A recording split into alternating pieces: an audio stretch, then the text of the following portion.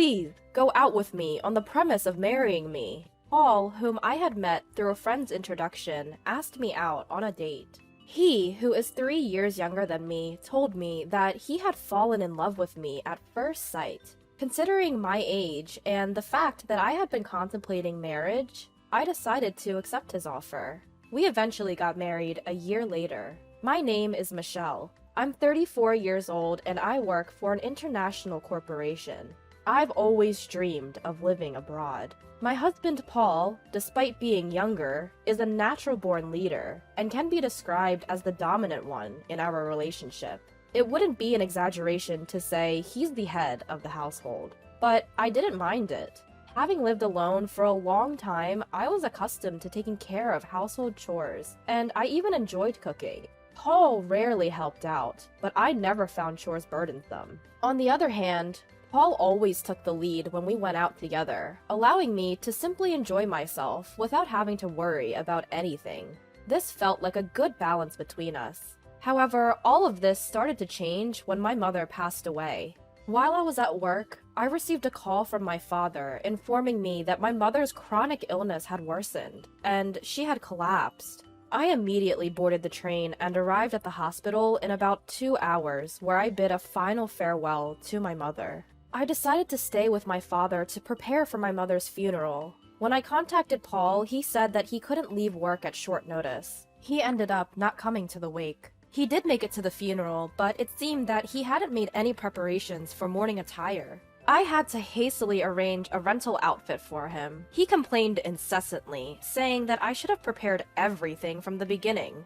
Between my sorrow and being busy, I didn't have the capacity to deal with Paul, so I let his complaints slide. But apparently, he didn't appreciate that, as he was in a foul mood throughout. Ever since then, it feels like our marital arguments have increased. Well, after being married for 3 years, I think it's normal to have some quarrels. But even so, Paul has been picking fights rather aggressively recently. With his persistent domineering attitude, he often dictated what I should do and take care of. I got fed up and even tried refusing a few times. But since he didn't know how things were organized inside the house, even simple tasks like preparing for his own business trips would take a long time.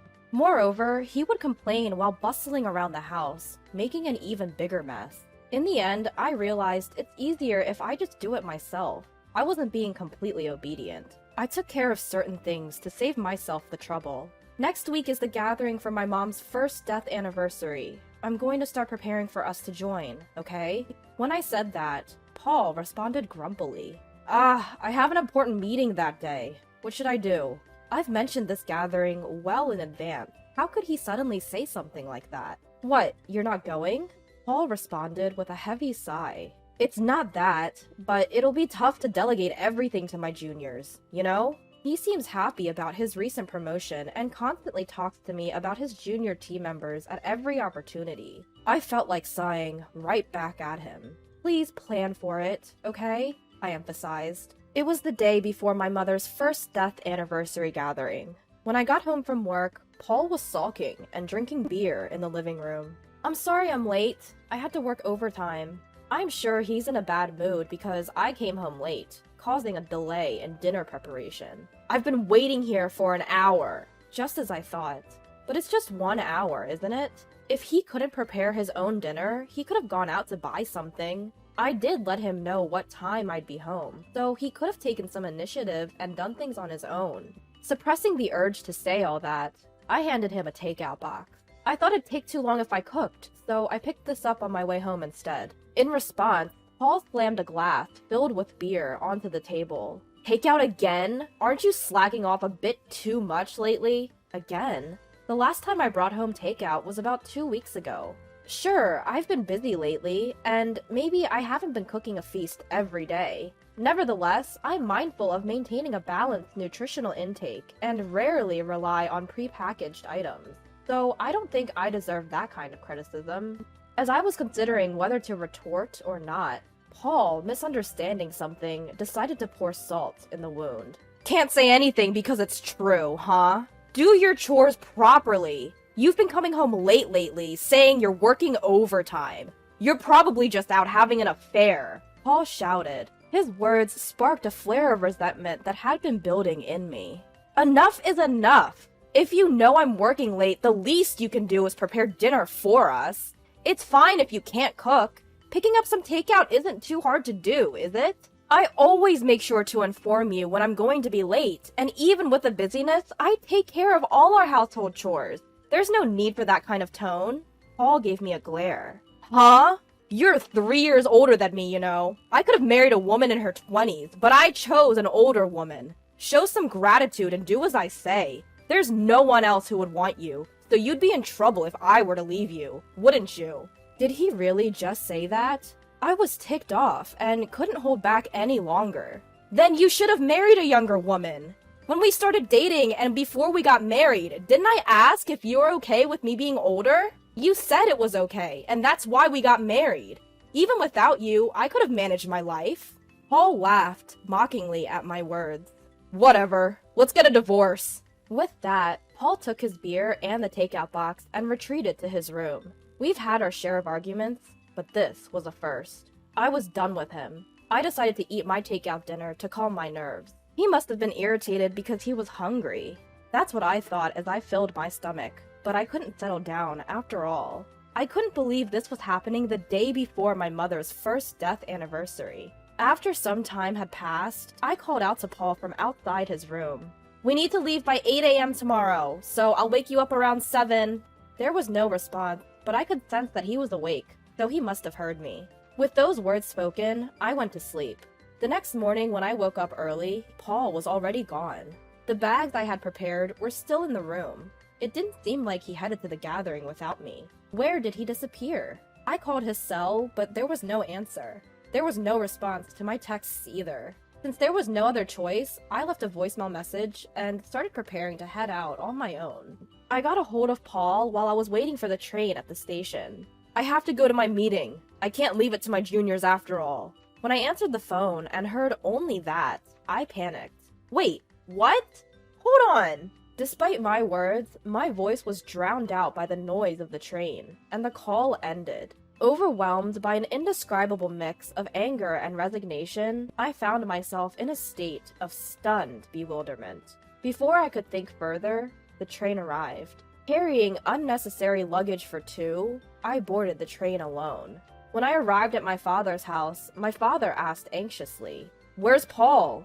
My father had been depressed since my mother's passing, and I didn't want to worry him further. I took a deep breath, managed to put on a smile, and said, "Sorry, he got called into an important meeting. He was supposed to come here, but he recently got a promotion and it sounded like an important meeting, so I told him he should prioritize that." My father nodded, understanding the situation. "I see. He's working hard. It's a shame I couldn't see him, but your mother would understand. Tell him he's always welcome to visit." Those words stung a little, but I managed to keep up my smile. Throughout the day, there was no contact from Paul, and the night grew late without me reaching out to him either. I planned to stay the night and return home the next day. That was originally planned, so I didn't see an issue with not contacting Paul. Still, it felt like I was acting childish. Maybe I should cook him some hamburger tomorrow. His favorite dish. With that thought in mind, I went to sleep. The next day, I left my father's house and arrived at home around noon. I wanted to drop my bags off before going grocery shopping. I walked into our living room. As expected, Paul had left dirty laundry sitting around. I sighed at the thought that he still didn't know how to use the washing machine, and dumped the left-behind laundry in the washer with my own laundry. Taking a break and returning to the living room, I noticed something on the table. When I got closer, I couldn't believe my eyes. There were divorce papers, which he had already signed. Why? I stared at the divorce papers, bewildered. Is this his way of asking for a divorce? I pulled out my cell phone from my bag. It should be his lunch break around this time. I wasn't sure if Paul would pick up, but surprisingly, he did as soon as I called. "Paul? This divorce paper. What's this about?"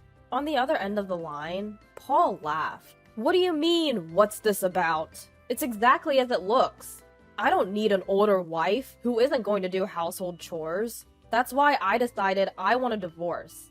If I break up with you, I can even remarry a younger woman." At the end of the day, a wife is like a status symbol, right? I can't brag about you because you're older. It's quite challenging when my team members ask me about you, and evading the topic is no easy task. I was at a loss for words. I had nothing to say. If you don't want a divorce, then start doing your chores properly. I'm coming home as usual today, so don't forget to get some beer, alright? If you don't like that, take the divorce papers to the family court. It's up to you. With that, he hung up. The call ended without me getting a word in. I guess this is what it feels like to be too shocked to speak. Paul probably thought that if he said that, I would comply. I only did the chores because I didn't like to ask or beg him to do things. He must have thought all this time that I did it because I didn't want him to leave me. He must have thought I wouldn't stand up to him because he's the dominant one. Being married to a younger husband is sometimes envied, but really, there's nothing notable about it. I often found myself emphasizing the fact that my husband is younger. He's average in looks, average in personality, and earns an average income. There's nothing unique about him, so saying he's younger was just convenient. When we got married, I was worried about the age difference. But now we're both in our 30s, and he's only 3 years younger. If there was a decade or so between us, I might feel more affectionate. But it feels bad to be continuously called an older wife when we're practically the same age. I grabbed my bag and headed straight to the family court. When I submitted the divorce papers, I felt a sense of relief. I thought we were getting along fairly well, but that's over now. I can live without Paul. With that thought in mind, I felt a sudden sense of lightness, prompting me to contact my boss and request a few days of paid leave. Thankfully, the busy season at work had just ended, so he allowed me to take about a week off. Since I'm divorced now, I needed to sort out my belongings. I didn't have much stuff to begin with, so cleaning up was a breeze. I took the bigger items to a storage unit, packed my essentials and clothes in the car, and on a whim, I decided to head to a hot spring resort. It seemed to be the off-season for hotels too, so I was able to book a stay at a cheap rate on the spot. I felt the excitement as I drove. As I enjoyed the hot springs and relaxed in my room, my phone rang. Michelle! I told you to get beer, didn't I? Where the hell are you? It's Paul's usual time to come home. I remembered hearing those words, and found it amusing. I'm at a hot spring resort right now. What? A hot spring resort? Why? What's going on? Didn't you say to file the divorce papers if I didn't agree with you? The flustered image of my ex-husband surfaced in my mind, and my laughter intensified. Hold on. Did you actually file it? Of course I did. Why? Why, you ask? It was your idea, Paul. Have you forgotten what you just said a few hours ago? Then I heard his clearly perturbed voice. Hey, you're joking, right? When you say hot spring resort, did you mean you went to some spa nearby? If that's the case, I'll pick up dinner, so just hurry back home. I couldn't stop laughing at the sudden, seemingly affectionate tone as he was proclaiming to be a caring husband. It was probably about an hour and a half of driving. There's even an outdoor natural hot spring. It's quite comfortable. I wonder if it will rain cats and dogs tomorrow since you're going out to buy your own dinner. I've already taken my belongings out so that you won't have to worry about me coming back. Please, take care of yourself. Paul was pleading desperately for me to return. But of course, I had no intention of going back. You're the one who prepared the divorce papers in the first place. Have you forgotten? It was blatantly obvious that you were using the threat of divorce to control me. I told you I could live without you. Now that you've divorced your older wife, you can go find a younger one. Whether you can or not, I don't know. Paul was completely silent. It might be none of my business, but you should probably consider moving out of that apartment too. Finally, Paul found his voice again. Why should I? His voice was barely a murmur. Think about your income. You'll go bankrupt soon if you keep living there. You can't clean, do laundry, cook. You'll have to use a housekeeping service and eat out, right? That costs money. It would be a problem if most of your salary went into rent. You thought you were the one providing for me, but my salary is actually almost double yours. You were never providing for me. If anything, it was the other way around. Also, you were acting all confident just because one junior came alone. But did you know that I have multiple juniors working under me, and even more juniors working under them? I don't usually talk about work because Paul gets moody, but I outranked him in both position and salary. You'd think he'd notice after living together, but it seemed like he was finding out for the first time. Perhaps Paul, being the dominant and proud man he is, kept his ego intact by looking down on me. Now that he can't look down on me, he must be feeling defeated. I've shattered his pride as payback for all these years. The reason I took care of household chores without complaining, even though you acted like a domineering husband at times, was partly because you were younger, and I cut you some slack. And partly because it was too much hassle to ask you for anything. It's not because I needed you to stay with me. I was just taking care of your needs while I was at it with my own chores. So when you said, do the chores or we divorce, of course I chose divorce. We're strangers now. Goodbye then. I said all I wanted to say and hung up. Feeling refreshed, I enjoyed the hotel's food. Afterwards, as expected, Paul reached out for reconciliation, but I told him with a smile, I'm older than you. I'm sure you don't want me back. Presumably, he wasn't successful with younger women. Eventually, Paul gave up and moved out of the apartment. I hired a lawyer for the division of assets, demanding more to compensate for the burden of household chores that had been imposed on me until now. Paul, being cheap, didn't hire a lawyer, and so I had the upper hand with my lawyer. We were able to reach an agreement with favorable conditions for me. By the way, it seems that Paul's only junior had been complaining to others about how poor his leadership was, to the point that he couldn't even consider him a boss. Paul overheard this, and they are currently in the midst of a dispute. He should have known how important it is to take care of your own junior. As for me, I had been offered a position at our overseas headquarters. I had been declining due to the current circumstances and out of consideration for Paul, but I finally decided to take on the opportunity. I'm currently preparing for my transition. I've been causing my father some worry, but we've started practicing video calls so we can keep in touch when I'm abroad. I am content because I'll be able to pursue the job that I have been dreaming of since I was a child. It's time to give it my all.